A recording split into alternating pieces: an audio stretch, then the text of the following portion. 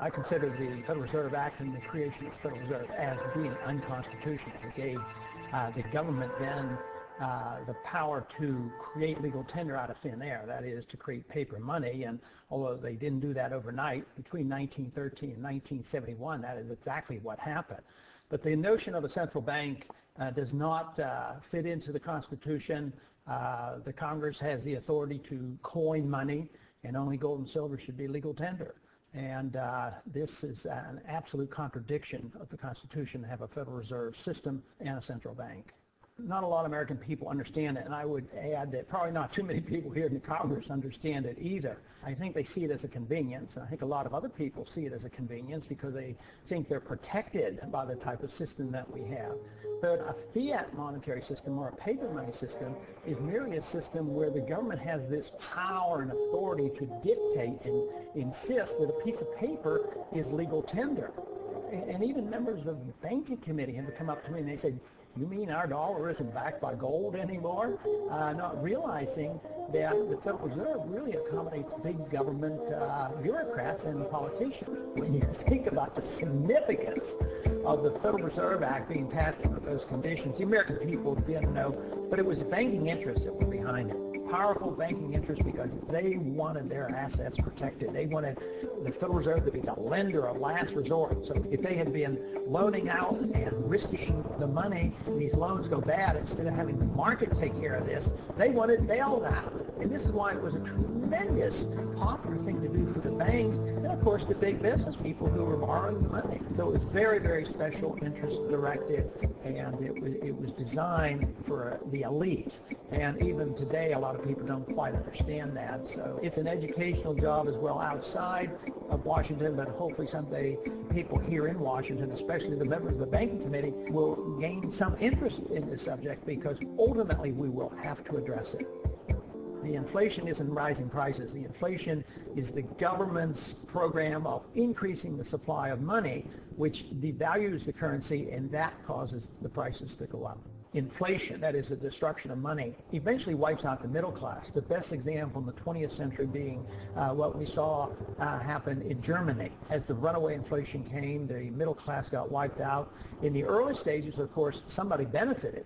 Eventually it hurts everybody. But in this country right now, we have constant insidious inflation. So there is a transfer of wealth from the poor and the middle class to the wealthy. But because it affects the business cycle and causes prices to go up in general, who suffers the most? The people who can afford it the least. That people on fixed incomes, low middle income people, poor people. I think it especially hits hard low middle income people who are trying to make it on their own and won't go on the dole, because their prices go up more and they're the first ones to lose their job when the business cycle turns down. The Federal Reserve, by increasing the credit, creates the boom part of the cycle, but then there's always the resulting downturn of the cycle when unemployment rises. Well, it's hard to predict, but I certainly think it's possible, because I think the financial bubble worldwide is something that we have never experienced before. We've had tastes of that. But Alan Greenspan, in one way, is a genius, and in another way, he is an unbelievable threat to us. He's a genius in the sense that in a technical fashion, he's been able to keep this system of inflation together longer than anybody else has been able to, especially in this last go-around from 2000 on. With the collapse of the NASDAQ bubble, we really didn't have much of a recession because he immediately started inflating massively, taking interest rates down to 1%. And now, of course, he's a little bit frightened about the bubble, and he's curtailing credit to some degree. But the dollar has become the gold of the world. The world central banks have accepted the dollar as if it were gold. Greenspan claims that they have gotten the paper money to act as if it is gold, which I strongly disagree with, and all the hard money people disagree with. But I believe he's been capable of creating this huge financial bubble, and the world has not yet seen what may come of this. So I suspect that depending on when it comes and what we do, it could very well end up into a much worse situation than the Great Depression. But if the country decided, well, something has to be done, and we went to a gold standard and limited the creation of credit, curtailed the power of the Fed, I think it would iron out all our difficulties. When Argentina periodically would just quit inflating, and maybe tie their currency to even the dollar. Price inflation went like from hundreds of percent per year down to 2% or 3%. So it's rather rapid. So you would see an immediate benefit. You would iron out the severe swings in the business cycle. The price problems would be diminished, but the one thing we'd have to give up, which to me would be a benefit, government would have to curtail spending because they can't tax the people enough to pay for all those bills. So we would have to curtail our spending. So that would be, to me, a tremendous boost to the American people and to the economy. At the same time, we gave sound money. I mean, this would be fantastic. Within months, there would be some people who would suffer from the adjustment period, but it might be the people who have benefited so much over these years. But the average person, the poor person, the jobs would become available. So it would not take a long, long time. What would take a long time is if we refuse to consider it and the problems get worse and we have a severe recession or depression and huge inflation and we do all the wrong things. That is what we should work so hard against. People realize that the government's creating this money out of thin air, and you use the term loosely, printing, because they actually create credit, which is essentially the same as printing money. Most people realize, well, how can they do that? And most people know that counterfeiting is wrong and immoral and illegal. Well, here we have a system of money where we have permitted the politician, in collusion with the central bankers, to create unlimited amounts of money. Some weeks they create $30 billion in 1 week to accommodate this system.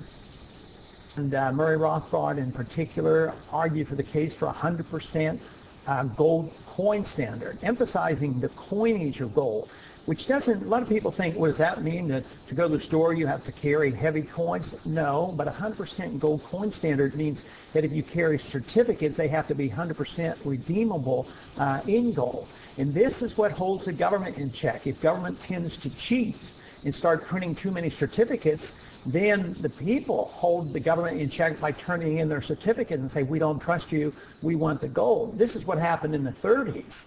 And exactly what happened was that the government was called on it, and then what did the government do? They made the holding of gold illegal because it embarrassed the government, and they did it precisely to make government large.